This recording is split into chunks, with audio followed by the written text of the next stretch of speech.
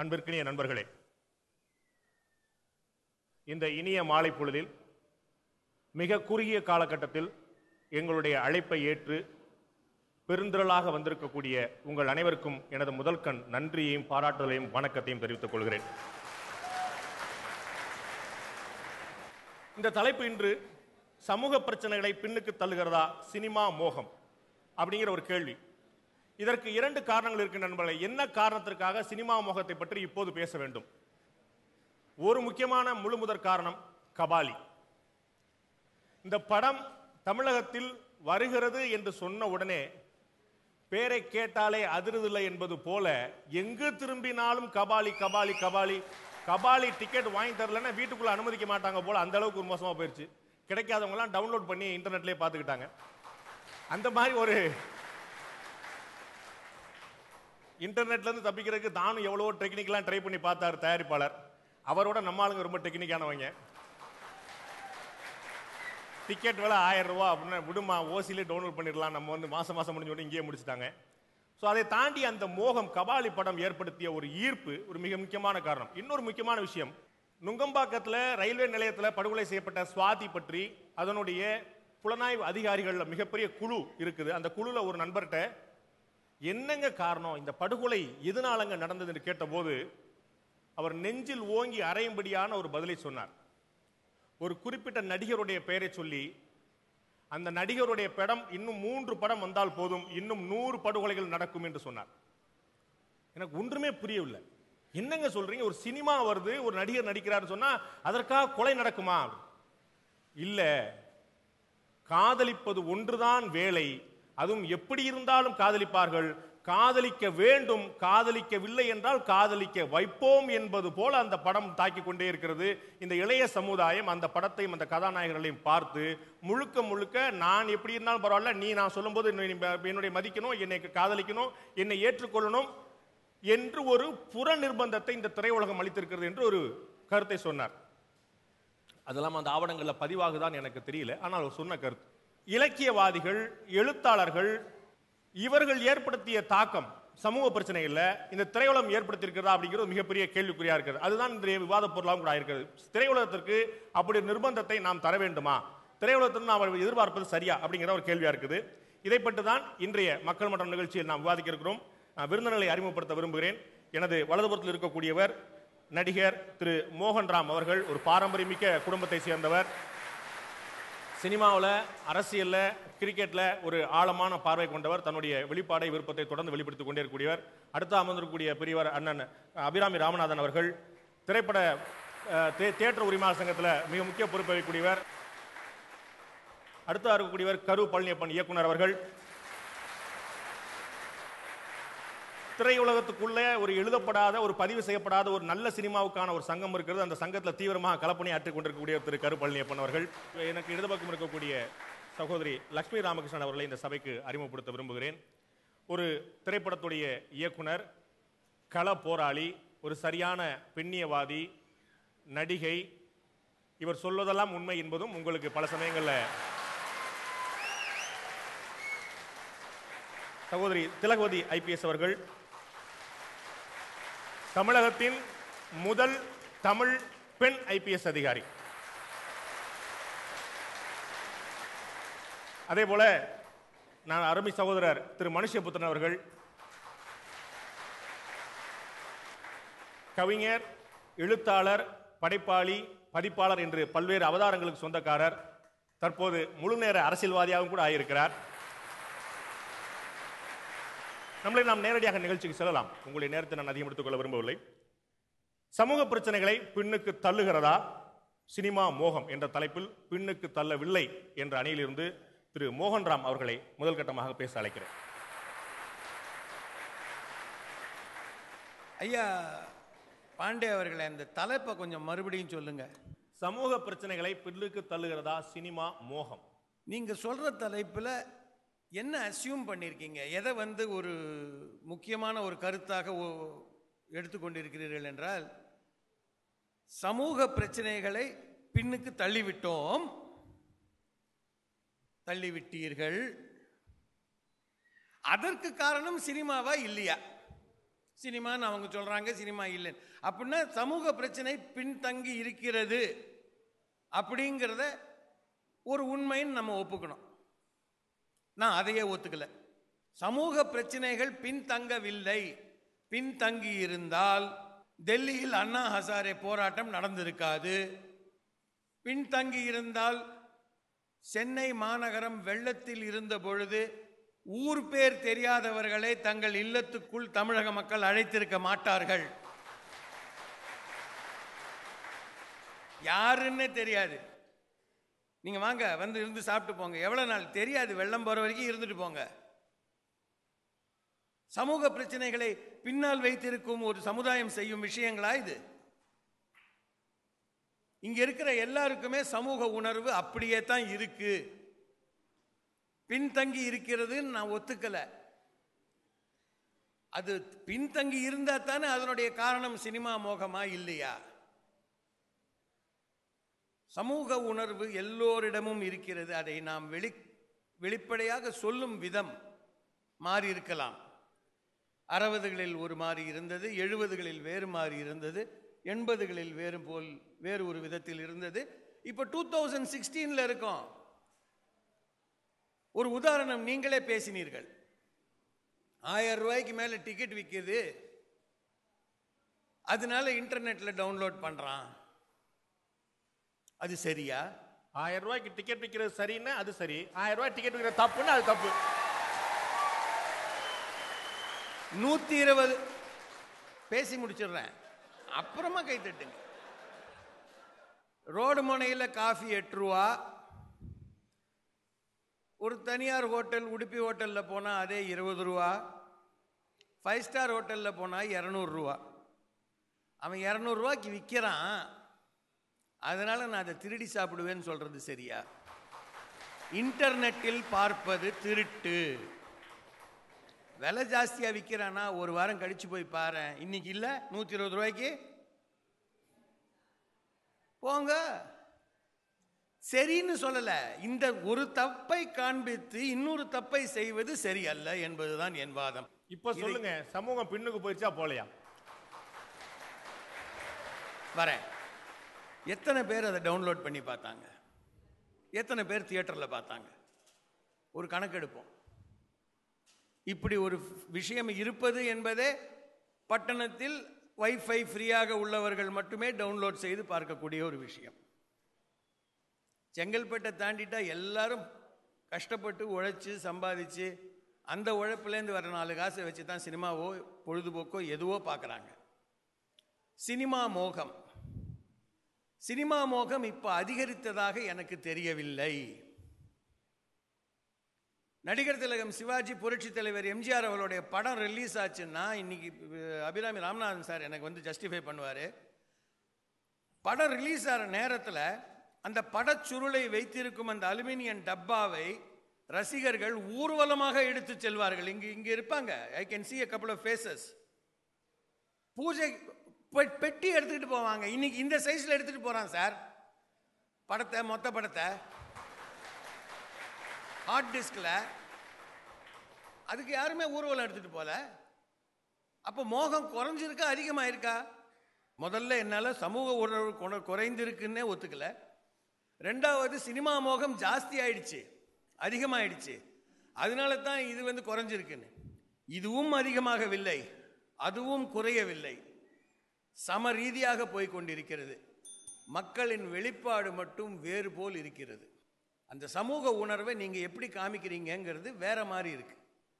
1934-35 மகாத்மா காந்தி சொன்னார்னு போய் கதர் துணியை போட்டுக்கிட்டு வெள்ளக்காரன் துணியை எரிச்சோம். இன்னைக்கு பிடிக்காத ஒரு விஷயம் வந்தா ஒதுங்கி போகிறோம். வெளிப்பாடுதான் வேறு, உணர்வு அதேதான். நாம் தமிழன், நாம் இந்தியன், இது நம் நாடு, இந்த உணர்வு இருக்கிறது. இருக்கிறதா இல்லையா என்பதை உங்கள் கரகோஷமே சொல்லட்டும். இந்த ஆடியன்ஸை போய் சமூக உணர்வு குறைஞ்சு போச்சுன்றீங்களே, ஒரு நாள் நோட்டீஸ் கொடுத்து இத்தனை பேர் வந்திருக்காங்களே சார் ஒரு சமூக பிரச்சனையை பத்தி கேட்கறதுக்கு, அதுவே போராதா? உங்கள் அனைவருக்கும் நன்றி. சினிமா சமூக பிரச்சனைகளை பின்னுக்கு தள்ளுகிறதா என்று கேட்பதற்கு முன்பாக சினிமாவே ஒரு சமூக பிரச்சனையாக மாறிக்கொண்டிருக்கிறதா என்கிற கேள்வியை நாம் எழுப்பிக் கொள்ள வேண்டும். ஏனென்றால் பல சமயங்களில் சினிமா உருவாக்குகிற பிரச்சனைகள் தான் இன்றைக்கு சமூக பிரச்சனைகளாக மாறிக்கொண்டிருக்கின்றன.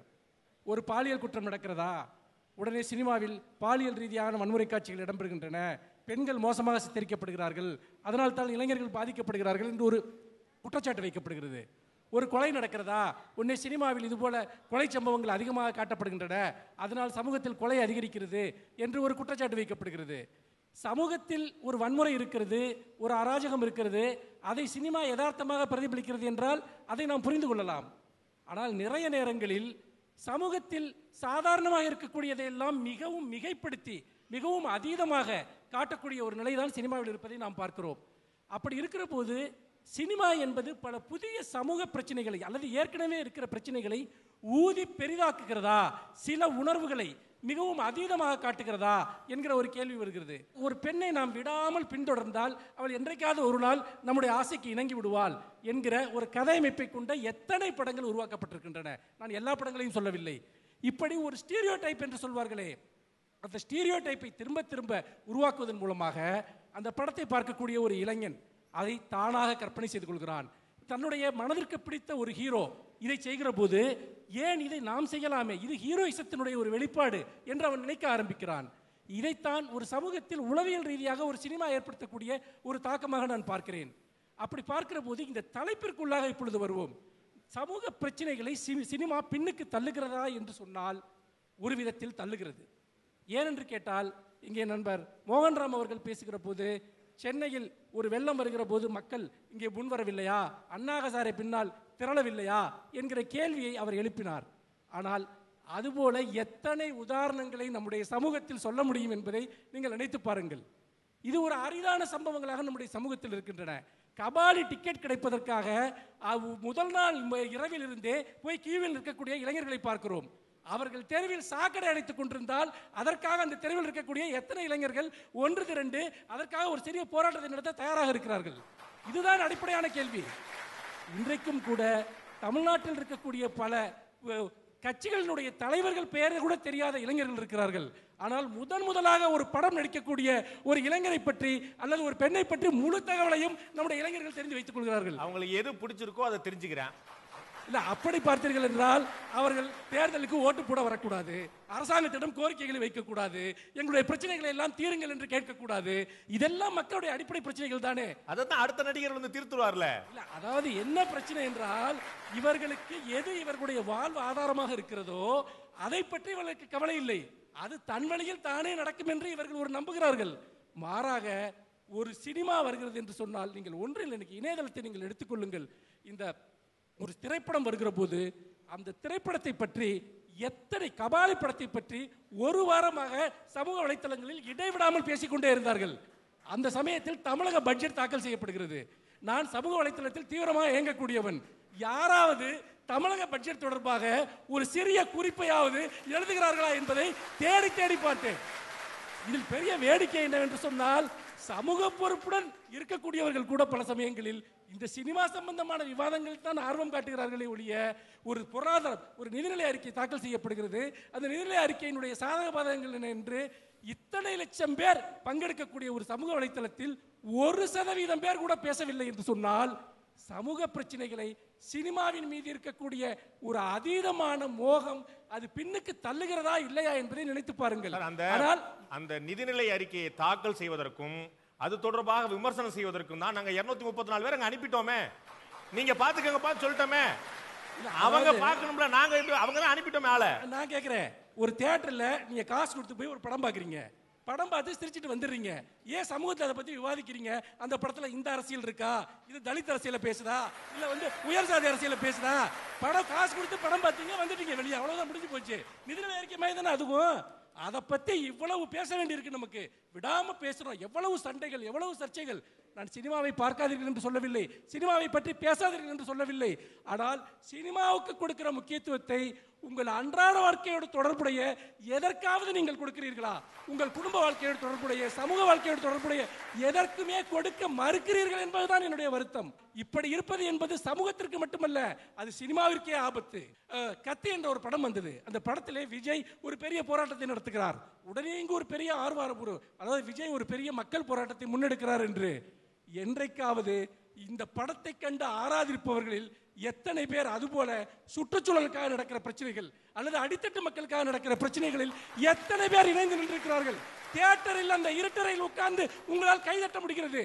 ஆனால் அதற்கு வெளியே அதே போன்ற ஒரு போராட்டத்தை யாராவது ஒருவர் செய்தால், ஒரு அரசு அப்படி போராடுகிற ஒரு மனிதனை கைது செய்து சிறையில் அடைத்தால் நீங்கள் எல்லாம் என்ன செய்து கொண்டிருக்கிறீர்கள்? ஒரு செய்தியாக அதை கடந்து போகிறீர்கள். இப்படிப்பட்ட சமூகத்தை தானே நாம் உருவாக்கி இருக்கிறோம்.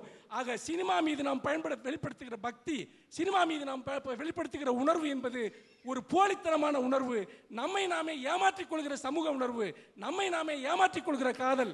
இதைத்தான் சினிமா வழியாக நாம் வெளிப்படுத்துகிறோம். சினிமா பொய்யாக இருக்கிறது என்பதை விட சினிமாவோடு இருக்கக்கூடிய நம்முடைய உறவு பொய்யாக இருக்கிறது என்று நான் நினைக்கிறேன். நிச்சயமாக நன்றி திரு மனுஷபுத்திரன். ஒரு முக்கியமான விஷயத்தை உணர்ந்தார். ஒரு திரையுலகம் சில எல்லா பிரச்சனைகளுக்கும் தீர்வு தரக்கூடியது போல ஒரு சூப்பர் ஹீரோக்களை ப்ரொஜெக்ட் பண்ணது, முன்னிறுத்தது என்று சொன்னேன். அடுத்த நண்பர்களை இந்த பின்னுக்கு தள்ளவில்லை. இதனுடைய குற்றச்சாட்டு சரியான விஷயம் அல்ல. இந்த ஒட்டுமொத்த சமூக பிரச்சனைகளை சினிமா மோகம் பின்னுக்கு தள்ளுவது இல்லை என்ற அணி சார்பாக திரு அபிராமி ராமநாதன் அவர்களை பேசும்படி அழைக்கிறேன். எனக்காக கைதட்டிய சிலருக்கு நன்றி. மேடையிலும் மற்றும் வந்திருக்கும் என் இனத்தவர்களே, உங்கள் அனைவருக்கும் என் முதற்கண் வணக்கம். அது என்ன என் இனம்? சினிமாவை விரும்பும் இனம், சினிமாவை மோகம் உள்ள இனம் அல்ல.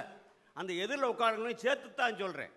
அவங்க 3 பேரும் இங்கே வரையில நான் பயந்துக்கிட்டே வந்தேன், சாமியெல்லாம் கும்பிட்டு வந்தேன். ஏன்னா மனுஷபுத்திரன் இலக்கியவாதி, ஒரு பெண் புலி, இந்த அம்மா ஏன் அங்கே போய் உட்காந்துச்சு இன்னும் எனக்கு தெரியல.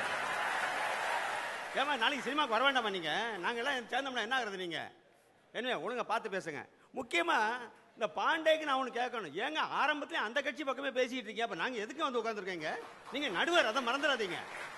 நீங்கள் பேசுறது கூட அந்த பக்கமே பேசிட்டு இருக்கீங்க. நீங்கள் குறுக்க பேசாதீங்க என்னோட.